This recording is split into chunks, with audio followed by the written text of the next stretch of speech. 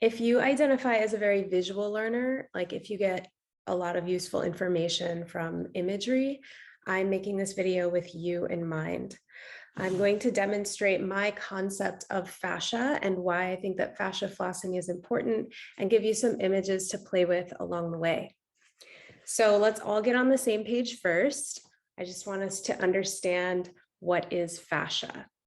Fascia to me is this connective tissue, this ubiquitous connective tissue that you find throughout your whole entire body. If you were to remove all of your other pieces, your bones, your muscles, the viscera, and you were just left with the fascia, you would still have a ghost-like image of you that would still be recognizable. And this fascia was developing along with you from the very, very beginning. It's a way of providing structure in your body, organizational structure. So for example, if you didn't have the scaffolding of fascia to hold your heart cells a certain way, your heart would be all sloshy. And that goes for all the other organs and muscles, everything in your body. So to start with, I wanted to show you an orange because an orange has a similar type of structure. An orange has its own kind of fascia here. And so you can see all this white stuff is fascia, and you can see where it accumulates in different ways to create organization in this orange. So at a very thin, in its very thinnest state, you can see, or it's not its thinnest, it's medium thinnest, it's able to create various sections. So it's having specialization within its form. And then even within those sections, you can see that it's created little tinier segments with even thinner fascia or connective tissue. It's also got kind of a stickiness to it. So when it's very thick, it's kind of strong and protective. This is like fascia. And then as I'm peeling it open, you can see how it's kind of sticking to itself. It creates adhesion, and that can be useful for structure, but when it accumulates, it could also be kind of tricky, right? So here again, you can see how it's created special sections. And then one other thing I want you to notice is because it has these special sections,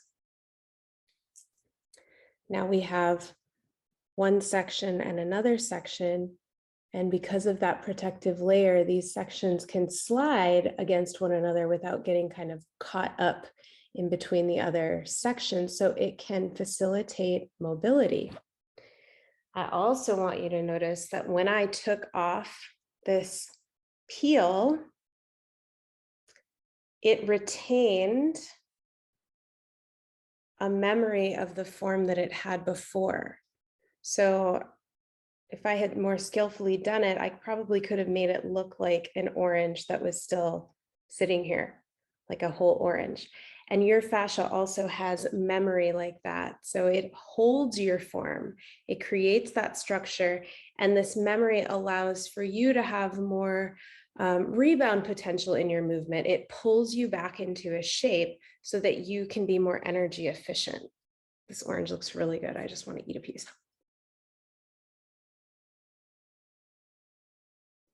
Okay.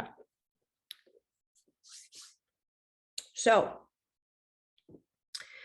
when you were forming in utero, this fascia created all your support and structure and organization for you. And that will become important a little later when I want to link this into why we floss. But I also wanted to show you this bag, the fruit bag. I think this is such a beautiful example of another principle of fascia. So like I said, we're returning back to this ghost-like structure, this idea that your fascia is interwoven throughout your whole entire body. And that also means that it has what we call tensegrity. So tensegrity just means that you're not, when you're moving your arm, and you think you're isolating your arm, you're not just moving your arm. The whole form in some way is responding to that tension. And the bag demonstrates this very well. So if I pull on just a little corner of the bag, you can see that the rest of the bag is responding. And even if I pull in just a teeny tiny amount, I can still feel, and maybe you can see the tension on the bag changing throughout the whole thing. So the fascia in your body is like that too. Your body is a tensegrity model. And even when you think you're just doing a little pull down at your big toe, it is also affecting the overall structure. It could be really overt, really big, or it may be very subtle and barely noticeable to you, but your whole form is responding in that way. So as you were forming, your body was creating these fascial organizational pathways. In Chinese medicine, they've now linked those organizational pathways to the meridian map that Chinese medicine has in their paradigm. But what I think is really interesting about it is, like, if you've ever had acupuncture, they may needle like your jaw if you're having some stomach troubles. If you have like a tight quad, they may also link it to your jaw or your stomach or vice versa. So they're working along one meridian. And basically what they've addressed is tensegrity, so that the movement or the tension along your quad is part of one very specific line that could be tracked all the way up to your jaw or your face. The stomach meridian starts at your eyes, it moves along on your jaw, it comes down the front of your chest and then down in the front of your quads. So we can start thinking about our movement in a bigger, more holistic perspective. And sometimes when we affect one part, we can actually help a different part of your body that seems unrelated, but is much more related when you start to view things in terms of your tensegrity.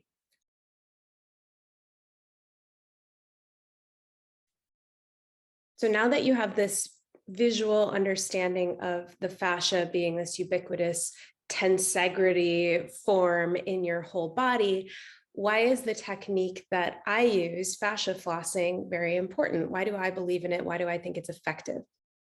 Why should you think it's effective? Well, for one, we can come back to this bag to see what's happening.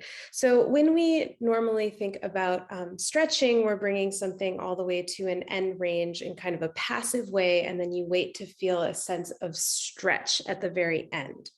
So if I were being passive about this, let's look at my finger to the bottom here. If I'm pulling until I feel a stretch, I'm going to feel a lot of tension at the very end range over here and tension down here. And you can see how much tension is happening right at the top of the bag. And I'm feeling like I could almost poke a hole with my finger in the end of this bag. But then look at what's happening in the middle here. There's like quite a bit of slack. There is some tension, but it's not a very even distribution. And most of the load is happening at these two endpoints and just a little bit in the middle. So when we engage first, let's just say we engage, you have to pull all those muscle fibers together, right? You hold the engagement while you elongate. Now I'm already starting to get a sliding of those muscle fibers. And it's hard to demonstrate engage, but maybe you get the idea that more of the tissue is actually being addressed when we first engage. And you'll also see that now I have a better distribution in terms of the load. So I'm not putting as much tension on one end point and just addressing a very small part of the muscle fiber, but by engaging a lot and then starting to elongate, it just brings more of the family onto the team, the muscle. So another example of that is my crazy elbow. If I'm very passive, you can see the hypermobility, how my elbow is just flopped open. I can feel a little tension here. I can feel a little line of pull here, just like the bag, and then some at my shoulder. But right in the middle, all this other bicep muscle is kind of not doing much. But if I engage the muscle first, and I continue to engage it while I elongate it, you may see the difference here in that more of the muscle has tone. I can actually sense more of the stretch throughout the entire muscle. And because I'm staying engaged, that's as far as I can extend my arm. So this is putting some protection on those end points, protecting my joints and my tissue. As soon as I relax, watch what happens. I flop. And all this is just, again, I'm getting that one line of pull and I've lost the connection to the rest of the muscle. So we engage first before elongating.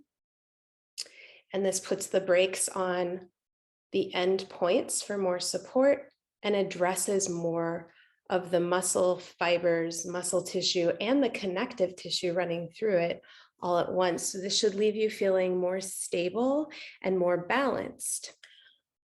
But from what we understand of fascia, there's also another reason to engage before elongating, aka floss, in addition to the benefits that I just demonstrated to you.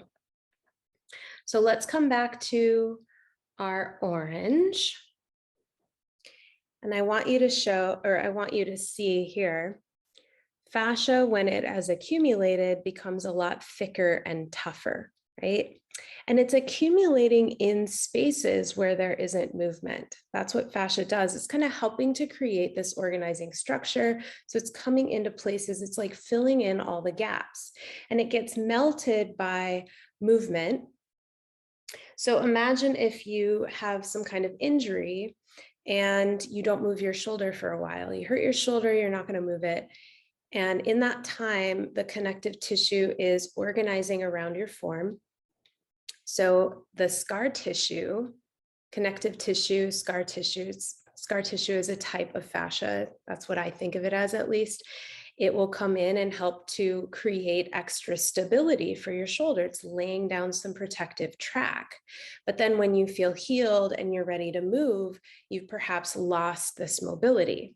So engaging before you elongate is one effective strategy for helping to encourage more sliding of the muscle fibers so that you can melt the accumulated fascial tissue and get back to that kind of fascial tissue that you want, which is thin and pliable and slidey, right? These nice thin ones that are creating organization and slide so that you don't feel gummed up and sticky. I wanted to show you with this bag too, what that accumulation, I just think that it's such a cool demonstration of the accumulation. So when the fascia, this is like an orange slice, right? With the fascia around it, it's nice and thin. But let's say the fascia starts to accumulate in one spot. First of all, it gets kind of junky and gummy. Look at how much tougher and less flexible this part of the bag became. So again, it's like, it's super stretchy and pliable and flexible and cool. And as soon as I pull it together, it's actually lost so much of its elasticity. You could think of that this can be very useful, right? This could be like a tendon. This could be creating a lot of important supportive structure. And when fascia is accumulated, it can be really strong, dense. But if you imagine this type of fascia filling in gaps where you want more movement, that could be kind of tricky to overcome. And so again, when we start to, I don't know if it'll show up very well, but we engage the muscle.